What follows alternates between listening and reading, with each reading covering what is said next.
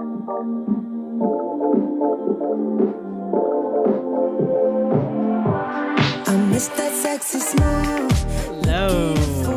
everyone. I am sorry for that delay. A little bit of tech difficulty here. We do have an amazing guest today, but he's on Zoom. So we've been juggling a little bit, so I apologize for that. But all that matters is that we're all together now. And I'm going to give you a little tease of what we're going to talk about. Then I'm going to tell you about something special. And then we're going to bring in our fantastic guest. So today is going to be a deep dive into some data and into some stats. So we talk about relationships, dating, men versus women, the red pill movement. I want to know what's really going on. What does the data say? Forget about the opinions for now. What does the data say? So questions like, what do men and women really want? Questions like, do women really like the bad boys? Uh-oh. We're going to find out. What is driving the hookup culture? I want to know. Is it male behavior? Is it female behavior driving that? Is the red pill right? Is the red pill wrong? Is it right on some things and wrong on other things? We're going to find out today. Why do men really pay for OnlyFans? I want to know. If the porn is free, why do they pay for the OnlyFans? That's a good one. And what do the latest gender lifestyle trends in voting say about what's going on in society at large? I have some voter trends that are fascinating that we're going to run by our guest. Our guest today is going to be Vincent Harinam. I'm going to intro him in just 1 second. But first, I want to tell you about our partner for today's show. As you all know, I am super passionate about a healthy lifestyle, super passionate about food. I'm somebody who home cooks 99% of my meals. You know, I'm always talking about if the system's going to come for you, you better be armed. And one of the way you arm yourself is with your immune system. Make sure you keep that strong immune system. So the food you eat is really important. But what's also important, which people don't know oftentimes, is what you cook that food in. So oftentimes people will have this super, super duper healthy food and they'll go and they'll stick it on the stove. And then they've got this toxic cookware that leaches all kinds of toxic chemicals into your food. You don't even want to know what's going on there. But if it says nonstick, it is not a good sign. So what I decided to do for myself and my family was to go find some alternative. I have the answer for you today. It is called 360 cookware. It is the only cookware that I use for myself, for my baby, for my husband, for my whole family. They make pots, they make pans, you can bake with their bakeware. Honestly, it is unbelievable stuff. And here's the important point. It's completely non-toxic and chemical free, and it's also made in the USA. So if you care about, every time you go look at a product, you're like, oh, another product made in China, another product made here. This stuff is made right here in the US of A. It's stainless steel. It's incredibly durable. You can pass it on to future generations. It makes an incredible gift. Hey, to my husband, if you want to buy me a good gift, this is what I want. So, and it also, get this, guys, it has a lifetime guarantee. Lifetime guarantee. That is how confident they are that you are going to love their product. So if you purchase 360 cookware today, and we got holiday season coming up, so I'm just letting you know today would be a good day to do it, you get 25% off. I said that right. 25% off with the code Jedediah. All you got to do is put in my name, Jedediah. I know it's a tricky one. Put that code in, you get 25% off. And so I'm talking to you, fellow moms. You love to cook? Go on, get it. If there are dads out there and your wife makes a mean casserole, but you want it to be made in a healthy, product, you go do it. Listen, people care about health and wellness. It does you no good. No good to cook super healthy food in toxic cookware. So I'm telling you, this is where we're going to link everything up, get you in the best health of your life. 360 cookware, 25% off, code Jedediah today. I'm telling you, you will not regret it. This is all I eat out of. It's amazing. I can't wait. In fact, I'm going to have to get some baking pans. I'm just going to say that. All right. Now we're going to go to our guest, who is fantastic. Vincent Harinam is who we have today. He is a data scientist. He knows all about the stats, all about the data is all I'm going to say. Director of Studies in Crime Data Science at Cambridge.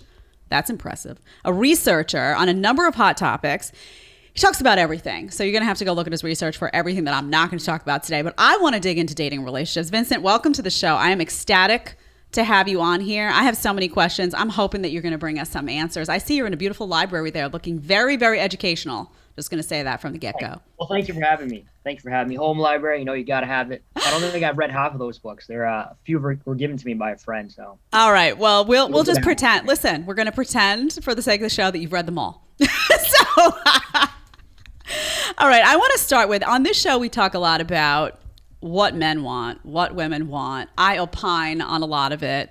But the truth is, I think a lot of the actual truth is in the stats and in that data. So I want to ask you, and I read 3 of your articles. I'm going to tell people as we go along where this stuff that I'm pulling is coming from stuff that Vincent has written. There's an article he has called All the Single Ladies that people should absolutely check out. And one of the topics that's really interesting to me there is education. So tell us what women and men really want when it comes to education. What I'm seeing is that women prefer more educated men. Tell me if I'm right, I'm wrong, and what about the guys? What do they actually prefer? Oh, you're absolutely correct. When it comes to preferences in terms of dating and mate selection, it's almost like the genders prefer the opposite thing. They go in sort of opposite directions. So you've begun here with education, so we can look at that specifically. So what the literature indicates is that women, on average, prefer men that have more education than they do. So a lot of data from speed dating websites, from Tinder and such, indicate that a man is something like 91% more likely to have his profile liked by a female if he has a master's degree relative to a bachelor's degree. And it's the opposite for for males, where they prefer females that have a lower level of education than they do.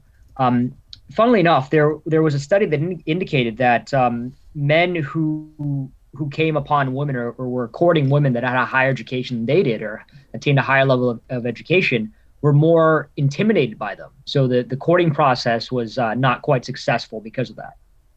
So now you're telling me about these differences in terms of men and women with education. And I'm looking at this other quote that came from one of your articles. This is from Simping and the Sexual Marketplace that links to this. And it says, since the 1990s, women have outnumbered men in both college enrollment and college completion rate, reversing a trend that lasted through the 1960s and 70s. Young women are also out earning young men. So if you look at the reality of what's happening, where women are more educated, but you look at then the parallel reality of what men and women actually want, are we headed for disaster here?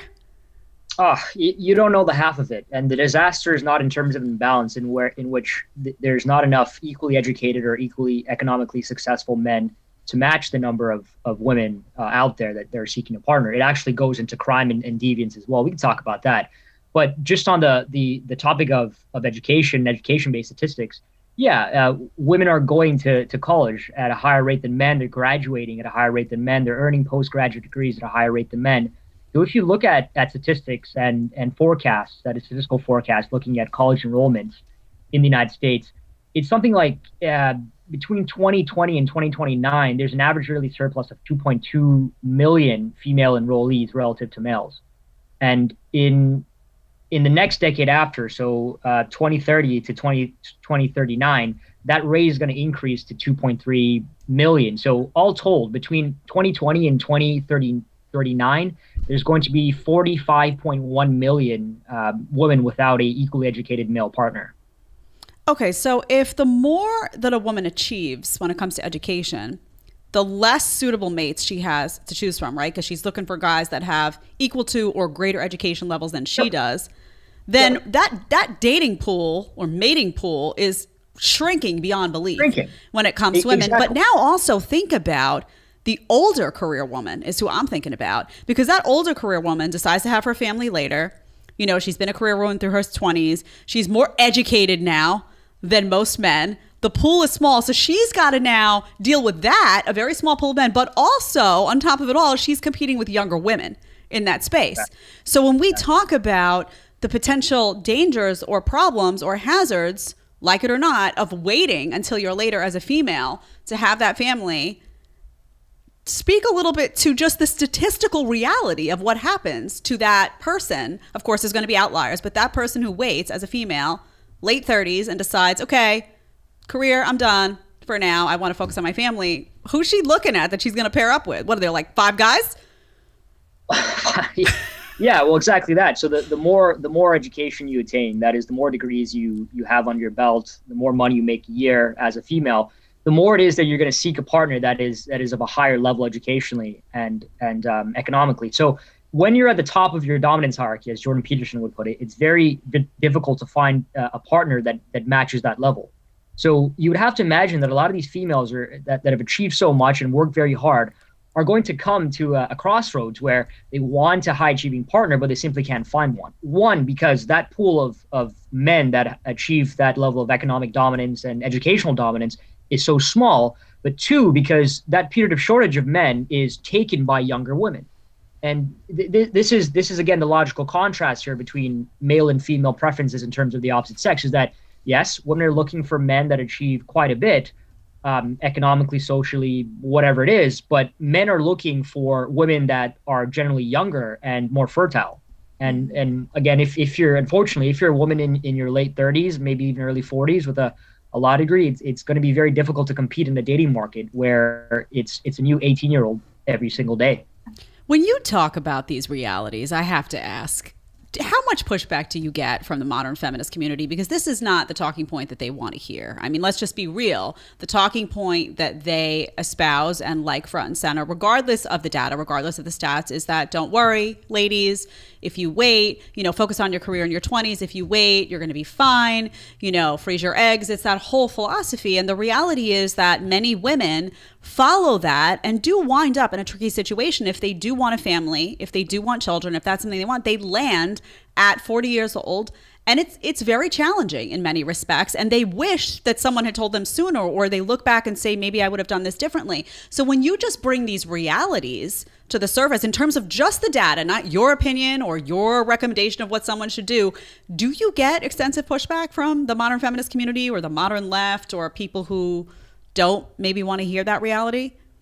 Yeah, I mean, look, you're always going to get people, but I'm the type of guy, I prefer to just speak calmly and reasonably to people and stick to the evidence. And yes, you're going to get a bit of pushback, but ultimately, a lot of these individuals are very reasonable. So after a long drawn conversation about, well, essentially the statistics and the reality of the situation, they're more inclined to understand what exactly I'm trying to say here. And again, these aren't my opinions. These are the statistics that I'm sticking with. And I'm very careful about the language that I use to ensure that I'm using terms like on average, this is what the data indicates.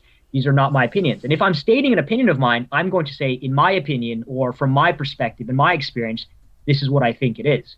But yeah, there is a bit of feedback that is negative. I do get a lot of positive feedback, I will say as well, both from men and women. And there have been some negative emails and some maybe one or two attempted cancellation, but it is what it is, right? It's the territory that I'm in, and you're just gonna have to deal with it. Yeah, I mean, you're just bringing the data, right? You're not giving. This is just about reality. Don't shoot the messenger, right? I'm not trying to harm anyone here. That's the thing. People can opine, and of course, there's going to be outliers. If you're that person sitting at home, I mean, I don't fit into the statistical box in many ways. Fine, I'm sure there are people who don't as well. But we have to be able to talk about the reality of what's going on.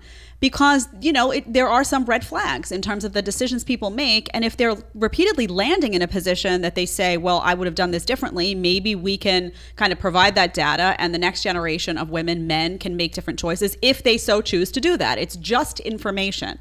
I want to ask you about income because we talked about education when it comes to men and women. And I'm curious, when it comes to women, if they look at that educational status that a guy has and say a guy has the MBA, like you said, great. Say the MBA does better than the BA, fine, generally. But what happens when that guy who has the lower degree or maybe doesn't have a degree at all out-earns the guy with the higher degree? What matters more, how much money they make or what their degree is? It's a great question. So I think we have to keep in mind that education and economic earnings are correlated. So in general, the more educated you are, the more money you have. I think there's a study out of Amherst that says that each additional degree, you make about $20,000 every single year on average. But to answer the question very simply, is that educational level with a lower income or lower income with a lower level of education? I think income wins, 9 times out of 10. Because at the end of the day, if your degree is in, I don't know, philosophy and you study 18th century poetry and you're a PhD in that, but you're broke and you can't make any money, it's very difficult to provide for a woman, right? At the end of the day, I think a lot of these ladies want to be taken care of. Parental investment, protection, provision, that sort of thing. And a PhD in Russian literature is not going to cut it, Sonny. Yeah, I have a master's in Spanish literature and it's largely useless. That's okay. But to make another point here is that if you're a gentleman studying the trades, for example, and you're a plumber and you're an electrician and you're making, $120K a year, that's okay. Yeah. That's okay. You're useful. You can do things around the house, and B, you're making bank. It's not a problem. Yeah, that's exactly right. And I think that there's I think you're going to see in some of these trends, just my personal prediction, that you're going to see an increasing number of people that admire those practical skills over those degrees, as we see what's happening in academia. And there's a lot of people that are concerned about the wokeness there and indoctrination and all that. So different choices in the next couple of decades, I think, are going to be made by more people than ever before. I want to ask you about, on the issue of income, a couple of studies that you pointed to in your article, Simping in the Sexual Marketplace. One says a study found that marriages where the wife out-earned the husband were 50% more likely to end in divorce. That's one. Two, a study of Swedish couples reported that when the wife contributed 80% or more to total income, the divorce risk was twice as high as when she contributed less than 20%. And men who were not the primary breadwinner were more likely to use erectile dysfunction medication relative to men that were. So expand on this. And if this is in fact true, what does this say about men in particular and what they value in terms of themselves, what they value in terms of the money they bring home and that dynamic, that income dynamic in the home? Right. Those are a set of very interesting statistics on, again, mate preferences among females. And I suppose what the overall message is that women are obviously looking for a man that makes more than them in the relationship. So the notion of economic earnings and who wears the pants in the relationship are, I think, correlated. Mm-hmm. And you see, obviously it's borne out in the statistics where divorce rates are higher, where the woman makes more than the man. And, you would obviously think that there are couples where it works, right? Obviously, there are examples of that. But again, on average, it's obviously the case that economics, that is earnings, who brings home the bacon, and who wears the pants in the relationship are, again, correlated. And women naturally would seem from these studies, I suppose the researchers don't want to point to this or indicate this. They're trying to be as scientific as possible. They're obviously looking for men who are making more than them. And it's almost like it's very instinctive. So if you are dating someone or married to someone that's making less than you, you view them less. You view them as lower than you if you're female. The opposite is the case for males. Mm-hmm. And what's interesting to me about this is when I was reading that, I said, a whole bunch of people are going to gravitate toward the opinion of, women, gold diggers, all this stuff like this. There is a segment of the population that will go there. But you throw the caveat in, which I love, which I think is absolutely true. It says the notion that most women are callous resource extractors is inaccurate. They are not necessarily after resources, but rather the primary predictors of resource acquisition, namely intelligence and hard work. So the question is, are they looking for the money, or are they looking for what that money represents in terms of the kind of guy that they've actually gotten? Yeah, well, women are a lot like major league scouts or prospectors, because in some ways, there's tons of broke guys out there with a lot of ambition that are going places in life that have girlfriends and wives. So a lot of these girls are going to take an educated guess here and make a bet on these guys that he'd succeed later on in life, which is how you play the game, right? Not just as a female, but as a male as well. It's how you be a successful investor. It's all about hedging one's bets, right? So again, it's not that these women are gold diggers. Of course, there are, you mentioned, gold diggers out there. Right. But again, it's a matter of prospecting and being married to someone that you see down the line will be a good father and a provider. So I want to ask you about who's picky in the sexual marketplace. And I often say that women are getting very picky in terms of what they want based on, a lot of the videos we show and whatnot. What's interesting when it comes to just physical appearance alone, interesting study you point to, a study on Tinder. And it says, according to a study on Tinder, whereas men liked 60% of female profiles they viewed, women liked only 4.5% of male profiles. Moreover, women on average viewed 80% of men on dating apps as below average in attractiveness. One study determined that the bottom 80% of men, and we're just talking about physical attractiveness here, are competing for the bottom 22% of women. And the top 78% of women are competing for the top 20% of men. So this supports what I'm saying. And by the way, when I say women are picky, I'm saying guys are picky too, don't get me wrong, but I'm talking on the issue of physical attractiveness. And anyone who lives in life will know this to be true. Women are very picky. What does that do to the selection process that they ultimately wind up being able to look at the end? And how are we all not clawing at each other at the eyes, given how picky we are? Well, look, again, the thing about these statistics is that they would indicate that there's a power law relationship or a power law distribution called a Pareto distribution, 80-20 rule. I'm sure you've heard of this. Just to explain for the audience, a power law distribution simply means that there's a small percentage of something that is responsible for an outsized proportion of something else. So in this case, it's a small percentage of men that are receiving the romantic attention from these women. That's natural. It wasn't always the case that it was like this, right? Because I think it's the advent of things like social media, Instagram, Tinder, that give men and women a lot of options to choose from. So the more opportunities you have, right, the opportunity cost that you can also weigh in your head of swiping right or swiping left on someone, it increases your level of selectivity, specifically among females who are, again, I would say more discerning of a man's character and his ability to be a long-term provider, a long-term prospective mate than a man is. Yeah. Because, again, the desires of the man and woman are very different, and men are very visual creatures, of course. And again, they're interested in youth and fertility, and that, of course, is very obvious. But, females are looking for more than that. So it's not just the looks and the way that a man carries himself, it's ability to actually, produce as well. And so that level of selectivity in the fact that you have all these set of criterias, it's a more complex model, as it were. So one of the things that concerns me is the hookup culture today. And it just seems like there are less and less people, men and women, who are interested in something real, something serious. Promiscuity has been elevated, sex and emotion have been disconnected for men and for women at this point. And when I say that, I mean young men, particularly, and young women, where the issue lies, because then it delays adulthood as far as I'm concerned. But when you look at the hookup culture today, what do you think drives that? Is it male behavior? Is it female behavior? What's blowing that up? Well, it's got to be both. I can't necessarily sit here and blame one gender for the rise in promiscuity, because, again, you're telling women, go girl, you can have as many sexual partners as you want, which ultimately plays into the hands of men who are lascivious, that they want a lot of sexual partners. But I think what's blowing it up are reduction in social mores. So the fact that promiscuity necessarily is not viewed as a negative thing as it was in decades prior. The fact that you have a lot of social media and media itself that is very sexual in nature. So everything has been tamped down in terms of being modest with one's behavior and one's sexual intentions. So that would naturally mean that everyone is more propelled to engage in a hypersexualized environment. But there are some statistics that indicate that it's not necessarily the case for younger generations. So if you look at Generation Z, for example, they're actually less sexually active than generations Y and X and so forth. So it may be that this trend is reversing when it comes to younger generations, because they're just too busy playing video games or on their phones.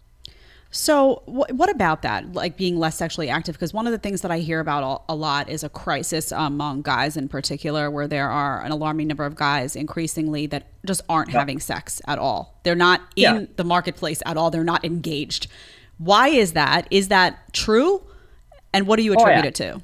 It's true, and it's higher than the statistics would indicate. So what you're referencing is a study that was conducted by the General Social Survey in 2018. So that was published by them. And what they said was that the rate of sexlessness among men, I think it was men that turned 18 and had not had sex since they turned 18, jumped from 7% in 1989 to 28% in 2018. And the reason why I say that number is lower than you would think is that, what man out there is going to admit that he's a virgin? Mm-hmm. Very few of them, right, are going to actually do that. So that number is deflated. Second thing is that this is before the COVID. This is before the COVID-19 pandemic, which means that rate is actually increased. I promise you, Jed, that if you flip a coin, it'll land 50-50 out there on the streets of whether or not a man is a virgin or not. Mm-hmm. And I suppose the second question you're asking here is what is driving that? Mm-hmm. And again, it is competitional in the sexual marketplace. Men dropping out simply because they're looked over by these females. And we talked about Tinder, the fact that 4% of male profiles are being swiped right on by females. A second thing I would say is also laziness and the inability of men to actually want to be in a relationship or need to be in a relationship. The fact is that if you look at statistics around hours worked, men are being overshadowed by women in this particular category. So I think it was statistics from the United Kingdom that indicated that men had on average 43 hours of leisurely time over the week, whereas females had about 38. And unemployed men spend about 520 hours every year playing video games. That equates to about 21.6 days over the course of a year. That's a lot of time, man.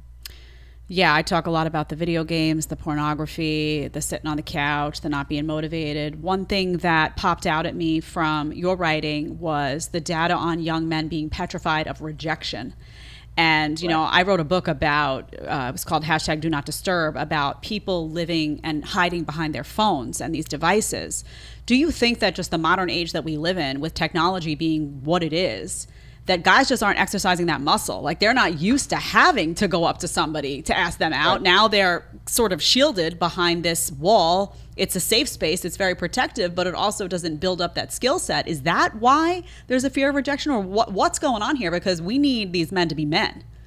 Yeah, well, look, I think it's a confluence of factors, right? For me, whenever you're looking at something like this that is very complicated, it has to be a number of various things. It's a multivariate model. That one example that you gave of the cell phone, the fact that men use it to hide, is one such explanation. Another explanation I would give is the fact that they're terrified of women. They're not socialized to engage with women. Again, it may be because they simply spend time playing video games all the time. What are they Vincent, not to interrupt you, but what are they terrified of, do you think? You say they're terrified. I don't want to lose that thought. Rejection. That's the big thing here, is that if you look at statistics put out by Pew Research, one study indicated that 51% of men between the ages of 18 to 30 were single, relative to 38% of women. And of that 51% of men that were single, 52% of them stated that the reason that they are not in a committed relationship is that they're afraid of rejection. They're afraid to actually approach a woman and ask her for her number or ask her out. It's just so interesting to me because there's been such a decline even in the last 20 years. I don't remember that being a trend. Like, even when I was in college, I don't remember seeing that. I remember there were guys who were super shy, super introverted, who were afraid to approach women, but that was not the norm. This now seems to be the norm, where the guys that actually aren't afraid are typically like your bad boy types, honestly. And like everyone else is terrified. Yeah, it's like a middle school dance, right? Terrible. You got girls on one side and guys on the other side. Yes. They don't ever interact. Yeah, it's very frustrating. I think we're raising a generation of men that are risk averse. And look, for me, for my money, the greatest risk is to take no risk at all. And look, you never know, whether she might say yes or no. But so what if she says no? If she says no, there's another girl at the party, or there's another opportunity elsewhere. And in my opinion, the more rejection you receive, the more experience you have, right? The more you can build yourself and build up a stronger backbone and really establish and understand what exactly works and doesn't work when you're approaching a woman. It's very simple. You talk a little bit about OnlyFans in some of your content, which I find really interesting. And one of the quotes that really leapt out to me, it says, OnlyFans offers something which porn does not: emotional connection. Talk to me a little bit about that, because the perception oftentimes is that men aren't seeking emotional connection. That's the pushback you hear. Oh, men don't care about emotional connection. That's not important to them. I don't believe that to be true, or they wouldn't be drawn to an OnlyFans dynamic. Talk to me a little bit about the difference between porn and OnlyFans, and why men are drawn to OnlyFans in particular. Right. So it goes back to that discussion we were just having about rejection. That OnlyFans is unique because it is emotional connection without rejection. So the woman is there behind the screen, and she's not only perhaps taking her clothes off, but asking you how your day went. So it's almost like having a girlfriend without actually having a girlfriend. And yeah, the notion that men don't want emotional connection in a relationship is simply not true. It's based on the studies on oxytocin and what it does to men when in a relationship, when in a family. It just contradicts this point altogether. And pornography is very different because it's just a dopamine hit at the end of the day, right? You're just getting off based off of two people having sex on a camera. But OnlyFans is very different because it does provide that sexualized nature, but at the same time you are getting that emotional connection with a real person that you simply do not get with pornography.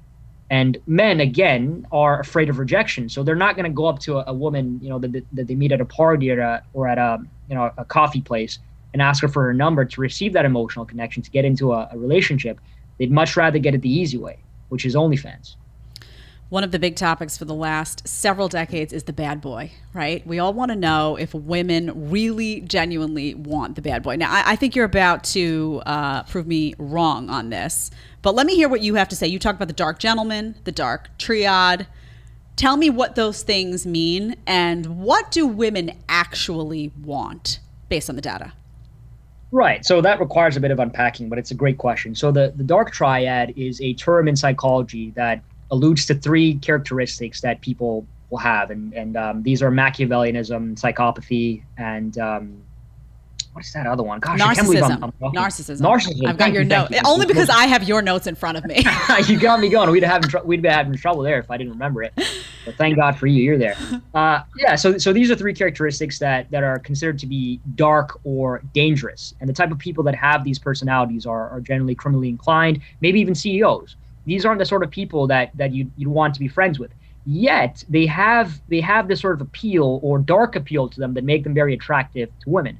The reason why this is because when you look at the big five personality traits, they're low in conscientiousness, they're low in neuroticism, but they're very high in openness and introversion, or extroversion, I should say, which means that they're very attractive because those two characteristics, openness and extroversion, attract people. These people dress nicer, they use all these nice terms, they smile more. In fact, there's studies to indicate that even when we look at disagreeableness, and these individuals are typically low in agreeableness, men that are more disagreeable on average make more money than men that are higher in agreeableness. It's something like 18.3% higher over the course of a year. But just to tie that all together with a dark gentleman, it's that dark gentleman is a term that is used to knit together two very contrary sides of the coin. That is the Chad and the Dad, the guy who has those dark triad characteristics, right? The danger that's applied to these sort of individuals, but is also a provider and a protector. So it's a unity of contradictions, as it were. The woman is getting a man who is able to provide for her and is a good long-term mate, but is also a pretty good lay. He's a very sexy guy, and he can kind of get the job done in the bedroom, and he's very attractive to other women as well. So my theory is, the way I put it simply, is that women want a guy who maybe he was a bad boy in the past. Maybe he could be a bad boy. If he really wanted to, he could totally, have all the girls and all that. But he chooses not to. And instead, he chooses to be with her and be loyal. So you could do all that stuff and you're desirable in all those capacities, but you don't go there. Am I right? No, I think so. I absolutely think so. It's that notion of the chained beast, right? The ability, or the man who has the capability to use violence but does not use it. The man who has the ability to cheat on his woman if he wanted to but does not do it. The man that makes quite a bit of money but does not flaunt it, right? Here's a quote: is that the truest form of something does not flaunt itself. So it emerges precisely when it means to. So real power is not flaunted. Real money is not flaunted. Real intelligence is not flaunted. And so this dark triad personality mixed with the provision, the protection, all those long-term characteristics which make a man attractive, makes him that unicorn that ticks all those boxes. So then what do you think about, and by the way, I want to, before we get here, people subscribe, hit that subscribe button. I need you to hit that. I need you to hit your like button as well if you like this interview. And also Tyler, Top G, is over here. He's going to be checking the chat. I want you to get your questions. If you have questions for me, you have questions for Vincent, please ask them. We're going to get to those super chats in just a second. So you're talking, Vincent, about this idea that you don't flaunt it, and that's what's appealing. You have it, but you don't flaunt it. So I ask then, what do you think of red pill? Like, are they right? Are they wrong? Because there are a lot of guys in that community that do flaunt it, right? The fancy cars, they're very front and center, not only about their finances, but very front and center about, hey, if I want to have a bunch of girlfriends, I can, my girl only has to be loyal to me, but I can have a bunch of girlfriends now. Granted, they're very transparent and honest in that respect about what they want, but there is a certain degree of flaunting that goes on. Is that appealing? Like, what do they get right in the red pill? What do they get wrong? Just unpack it all for me. Well, this is a long conversation, but look, as with a lot of things, that you have to measure the good with the bad. So you have to be very. I'll try to be very, very honest and upfront about my views on the red pill. I am not a member of the Manosphere. I'm not, an acolyte of Earl Tomasi. I know he's on your show a couple times. Yes. But the thing about flaunting wealth is that you have to keep in mind, as it pertains to the fresh and fit guys and all these individuals, that it is based off of their viewership. So the reason why red pill content is what it is because this is what a lot of their viewers are tuning into, and these are typically men between the ages of of 14 to 30, and guys in their 20s, they like seeing flashy stuff, right? They like seeing all the money, the girls, and all that. So these guys have to really ham it up if they want to get those likes and that click-through rate. But I think that is the reason why a lot of the red pill is how it is structurally. There are some good elements, I think, to it. So the notion of personal responsibility and getting one's money up, taking responsibility, I think is incredibly important. But all the stuff around embarrassing women, I mean, the whole Frank Castle stuff with the fresh and fit guys, again, it's just red meat. It's done as a means of entertaining people. It's very Jerry Springer-esque. You know, when I hear from women, oftentimes they will say that there are things about the red pill that do appeal to them in terms of the men that populate the space, the personal responsibility, like you said, own your own life, own your own choices, the idea of a guy being a protector, prioritizing, you know, financial security for the whole family. Those things do appeal to them. Where they get lost, and I mean every single person, every single female that has written me is on the, you know, women sharing a man. Like they're not down with it. Like they're not going to do it. I know there's these guys that feel like women are going to be down with, they're just not. So I want to ask you about that though. Do you think, because this is a talking point that I kind of butt heads. I had Justin Waller on the other day, and you know, I've repeatedly said that women who live a life as a good girl, if you want to call that, are not going to be drawn to sharing men. Like if she respects her body, she cares about sex, she couples sex with emotion, she's not making an exception for you. She's not going to send you off to somebody else's bed when she's not in it. It's just not going to happen. It's not realistic. But what do you say, like, to the guys that say, oh no, I have women who sign up for that all the time? I mean, am I wrong? Am I just hearing from women that, like, who's right here, me or Justin Waller on this point? Are they going to sign up for it? Right. I think you're right, because so Jay Waller, again, he is interesting, as is someone like Andrew Tate, because they are individuals that are power few individuals, right? They are 1% guys, if you want to call it that, which means they have the capability to do that because they have the income to do so. But the average man does not have the ability to have multiple partners and still be in a stable relationship. Logistically, it doesn't make any sense, right? Take the average man out there and have him ask his wife or his long-term partner if he can go out and have a little dalliance. She's obviously going to say no. She's going to leave him. So the perspective that you're getting from Jay Waller and the rest of these guys is very skewed, I would imagine. It's not tenable. But the thing is, though, is that historically what they're suggesting, and I think it is a form of polygyny, that is one man pair bonded to many women, is actually the norm and not exactly the exception. Monogamy is actually the exception. We can unpack that a bit as well if you'd like to. So you're saying, but even in current times, you're saying monogamy is the exception, or historically? That is correct. So, well, up till about, I don't know, the 1800s, it's hard to break this down, but monogamy is a very modern invention, if you want to think about it like that. Polygyny has always been the rule. So do you think that's because, like, honest opinion, do you think that's because in those societal structures women didn't have an option to, like, that was just the way it was and they really couldn't exercise freedom over that decision to say, like, I'm not going to operate in this structure? Or do you think that women were comfortable with that structure? That's what I try to get at. That's a great question. So I think that it's actually based on comfort. So a lot of these evolution psychologists will say that women are very comfortable to share a man that has a lot of resources as opposed to monopolizing a man with very little resources. Because if she gets with a man that has a lot of resources and the average amount of resources that she gets outweighs the amount that she would get by being with an average man, then she'll take it. And I don't think that polygyny, at least how is it even construed today in that way as polygyny is no, but the point being is that there is a rise in polygyny today because of the way the sexual marketplace is structured, because of that power law distribution, where a small number of men are receiving an outsized proportion of the sexual attention. What do the men actually want, do you think, in modern times? Do they want, in an ideal world, to be able to exercise those options and to have, you know, the wife and then a bunch of girlfriends? Or do they want monogamy? What do they really want? I don't know what the hell they want. Yeah.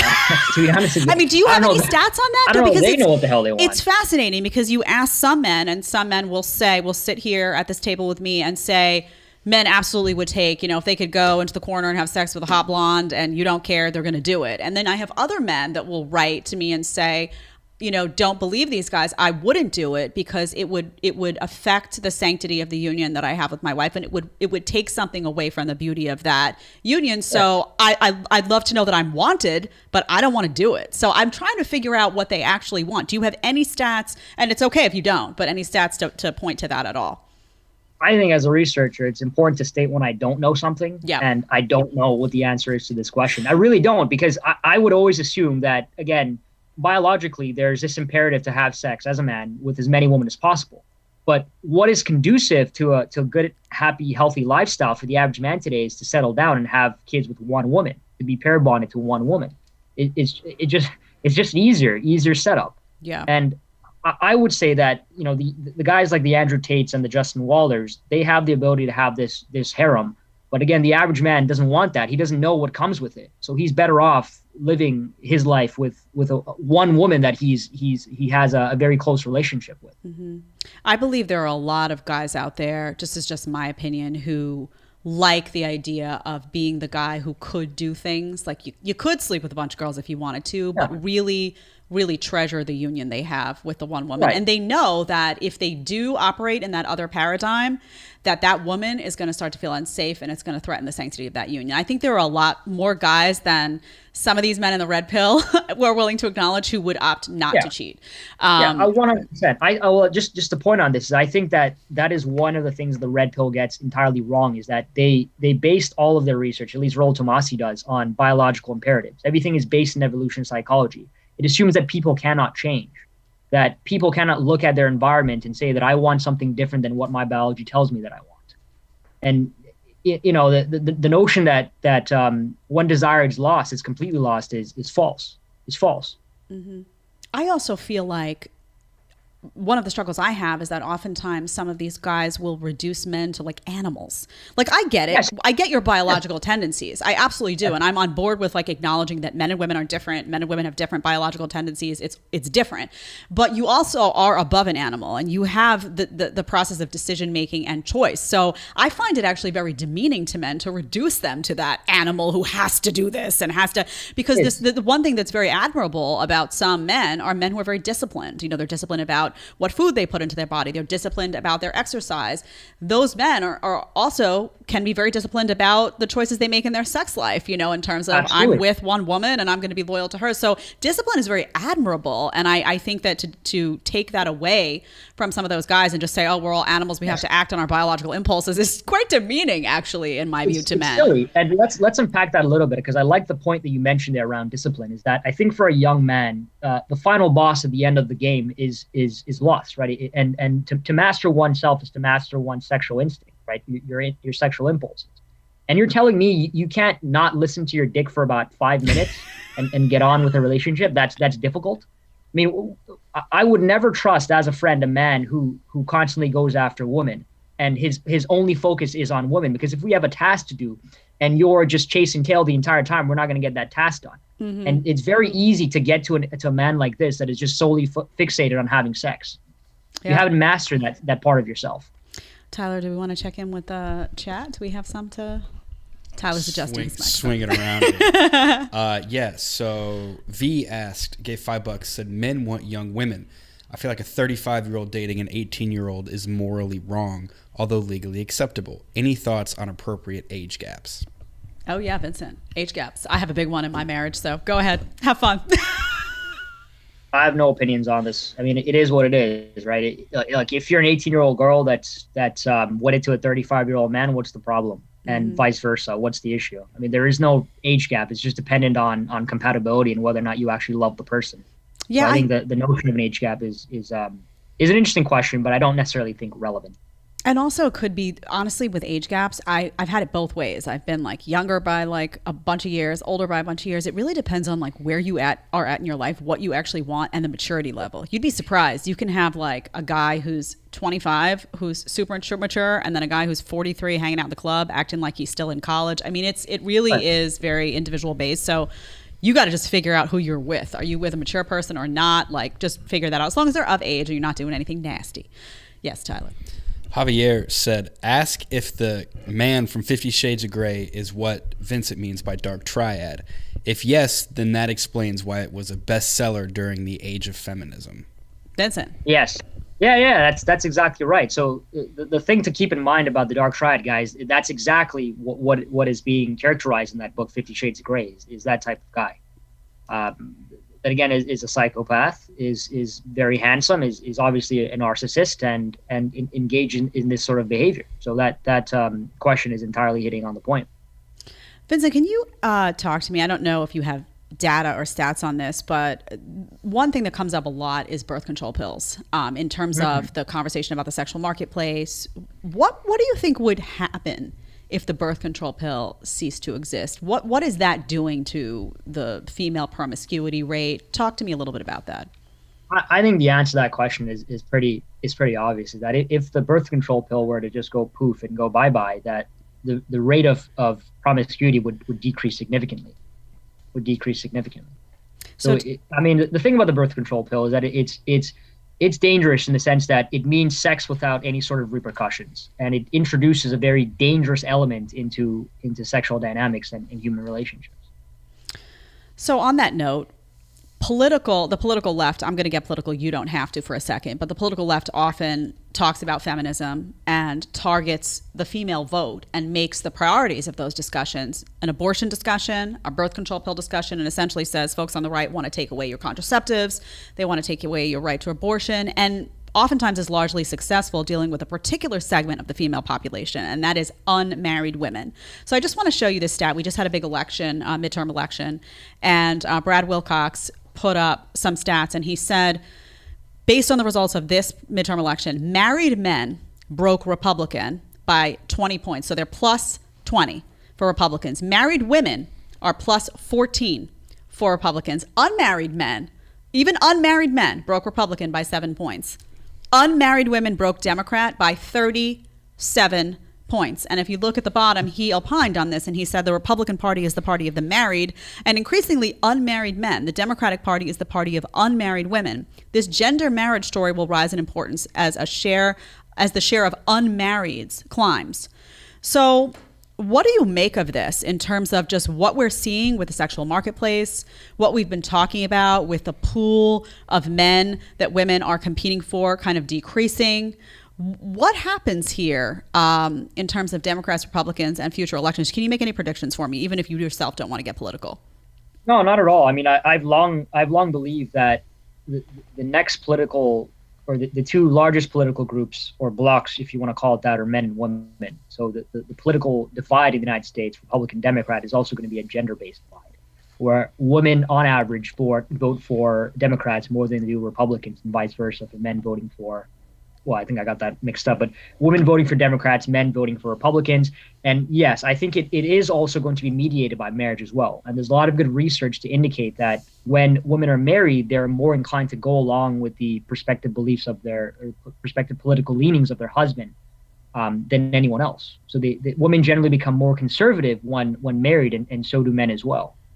Yeah, and what happens to society when women are increasingly discouraged from marrying? I mean, that's what's happening to young women. They're being told that oftentimes they're being shamed if they want to become a housewife. If they say, they come out of school and they say, you know what, I want a family. Like, I want to start my family now. They get shamed. Like, why don't you start your career? Or even if that's not a personal decision that they've made. So it's interesting to see how this all unfolds. I want to ask you about another topic that comes up a lot, which is the hypersexualization of women on social media in particular, not just OnlyFans, which is an extreme, I think, version of that, but also Instagram. I mean, everywhere you look, you just see women kind of hypersexualizing themselves, oftentimes for cash. You had put a quote out. You say a recent study found that the proliferation of sexy selfies may be due in part to economic inequality as women compete to earn the attention of a shrinking pool of economically successful men. So, talk a little bit about that. And if that's true, what happens in 10 years? Like, where are we headed with that? Yeah, that's the question I actually want to address, is that not the question about sexy selfies, but where we are in 20 years time. So I have this term that I haven't quite debuted yet, but I'll use it now. It's called sexual brinksmanship. So if we look back to the Cold War, brinksmanship simply refers to an upping of nuclear weaponry as, on both sides, right? So I get one nuclear bomb, you get two, so on and so forth. So sexual brinksmanship works along the lines where women are more likely to engage in more risky sexual behaviors in order to attain a high value man. And so if one woman does, gives oral sex, for example, and that sets a baseline that every other woman will follow. And then you have to constantly up the ante until, you get to some sort of logical end here. So you're moving towards a more sexualized environment. So not just with the selfies, but also with the actual behaviors people are having or people are engaging in. Do you think there's any truth when we talk about like sex robots and all that crazy stuff? We're looking at the metaverse. Zuckerberg's putting all his focus on the metaverse, which isn't going so well for him, actually. But what do you think about that? Like, is that potentially going to be the way of the future? I mean, we're looking at all this information. Men are afraid to approach women. They're, deathly afraid of rejection. You see women getting extraordinarily picky when it comes to physical attractiveness. You see women more educated and making more money than men in large part. I mean, I feel like we're headed toward a divide that's going to be very hard to bridge. Are we going to go the way of these guys like sitting in a room with a virtual reality glasses on and having sex robots, and there's no need for this union and the breakdown of the family? I mean, my mind's just gone wild with this stuff. Yeah. Well, to answer the question, I'll give a bit of investment advice, Jed, for you and your viewers. I would say that if you come across a company that is able to successfully merge AI, so artificial intelligence, with sex robots, throw some money on it. But that's deeply scary to me, though. I mean, that is when I say society in decay, that's it, right? If you manage to detach men and women to such an extent that you have the breakdown of the family union, you have all of that stuff going on, and now you have men in particular, because let's face it, it's this sex bots and all this stuff's going to be marketed toward men, sort of going down that road. I mean, what happens to community? What happens to it's a country in decay?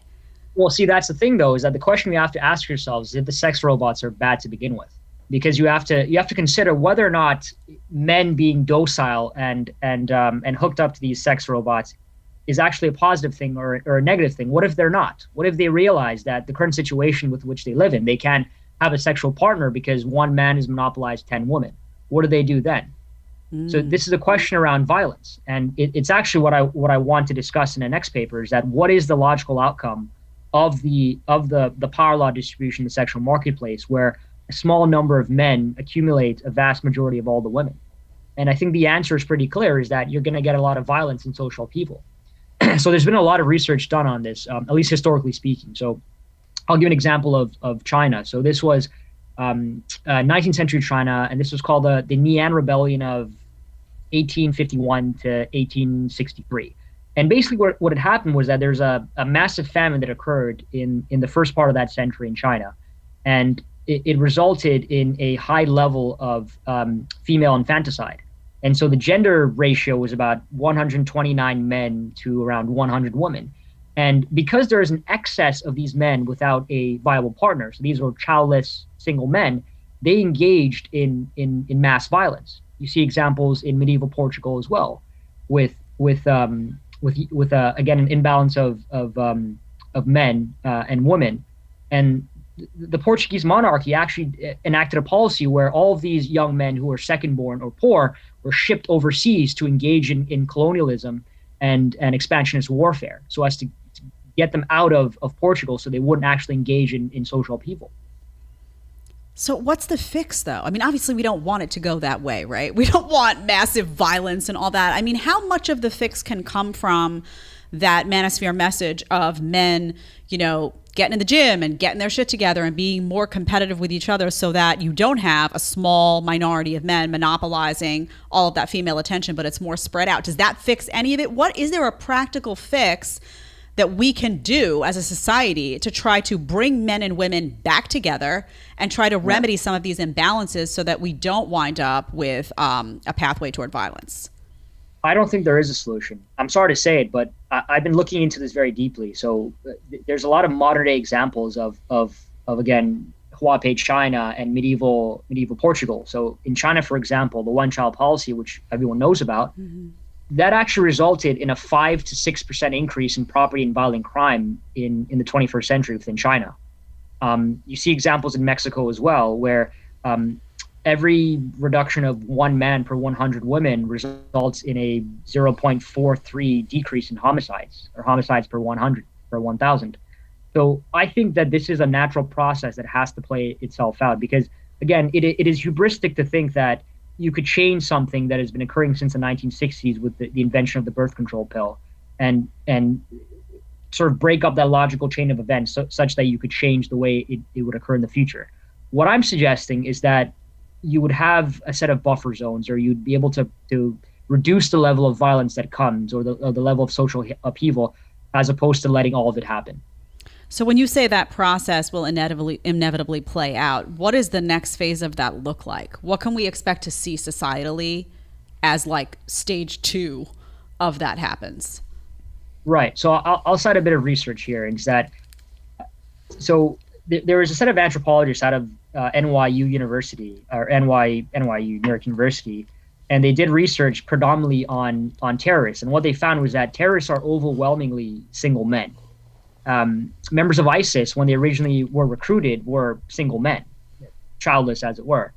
And it's something like every 1% increase in men in a population, that is single men, increases the rate of civil war by something like 0.25%, the rate of terrorist activity by 0.05 terrorist acts, something along those lines.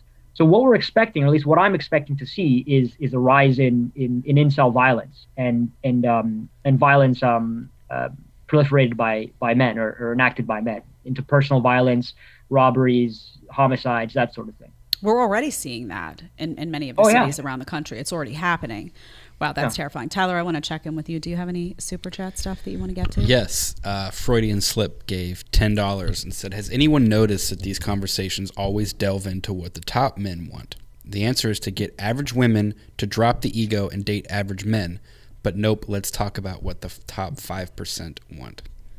Yeah, I mean, Vincent, that goes back to what I was saying about that pickiness, though. You know, oftentimes we'll show videos here and you'll have, you know, attractive women, but, you know, not supermodel status. And they will be saying, I'm a 10, they define themselves as a 10.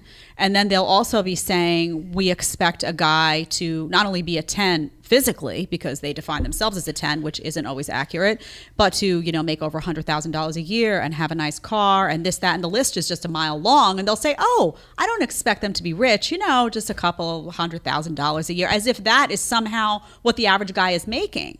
So I don't know how you fix, you know, any of this without fixing the delusion that's happening truly. And I say this, you know, I am a female, but there is a delusion happening among young women now where they just won't acknowledge the basic reality of, like, if you're a 6 and you're saying I'm a 10, you're only looking at the 10s. The 10s aren't looking at you. I mean, this is kind of the origin of where a lot of this problem happens. Yeah, there's a term for that. It's called a 69er. Is that what it is? Or is it a 49er? I forget. It's either 49er or 69er. So 49er is a 4 that thinks she's a 10. Yeah, so to speak to the Freudian slip, I think that's who said it. We do address that. We do. But what can you do? The thing is that this is also a based in social media and things like Instagram, where attention, that is male attention, is everywhere. So, you know, guys liking girls' Instagram pics, messaging them, increases the ego of these girls, right? So of course your ego is higher, therefore you think you want or you deserve more when you deserve less, probably. Gosh, Tyler, any more of those coming in? No?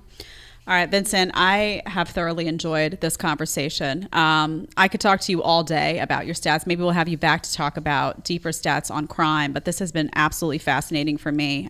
Thank you so much for being with us today. People should read, by the way, if you're interested in more of what we talked about today, All the Single Ladies, Simping and the Sexual Marketplace, and Mate Selection for Modernity from Vincent. Oh, one more, actually. I apologize. I do have to ask this one. Simping versus gentlemen. Yes. I just want to get to the crux of this. I have distinguished the two. Can you just distinguish those two and explain why one, I think you'll believe one is problematic and one is not, based on the data of what women actually find appealing? This is important.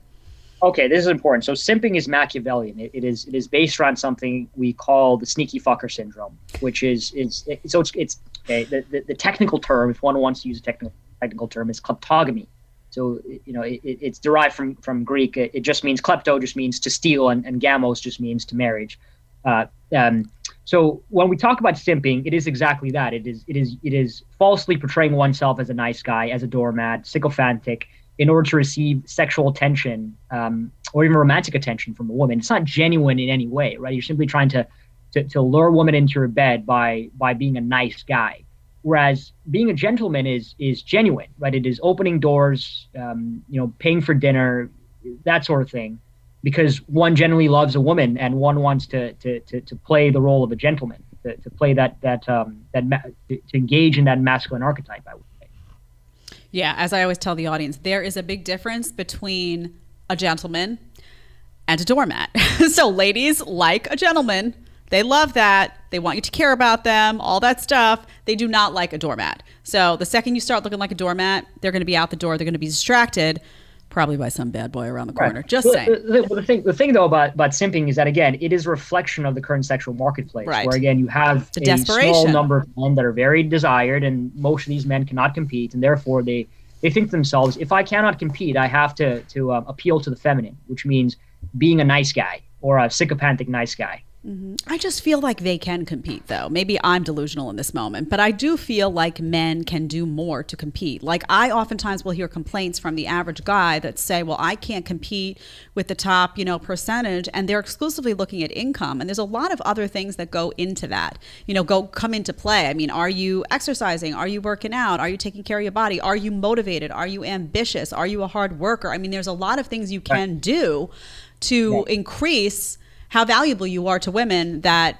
falls outside the bracket of, how much money you make in a year. Not to say that financial security is not important. It is, but that's not the be all and end all. There's lots of other characteristics that can be worked on that can go into that. So I try to instill that as much as possible. Absolutely. You're 100% right. It's like these guys that just fixate on height and think that simply because they're short, they'll never get laid or they'll never be in a relationship. Well, if you think like that, then good for you. You deserve exactly what you get. But the point is that height is an immutable characteristic. You're born short, you die short. But the amount of money you make is not. Your education is not.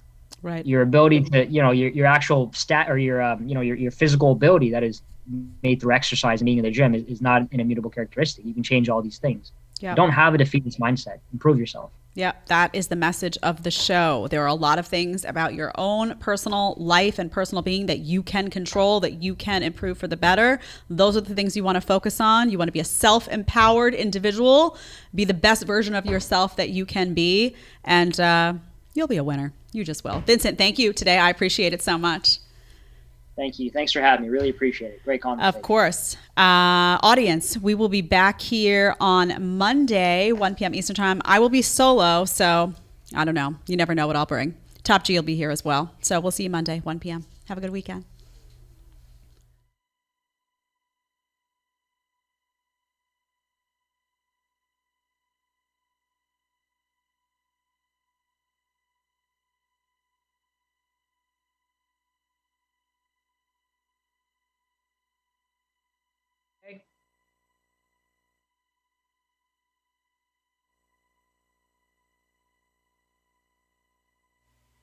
Yes,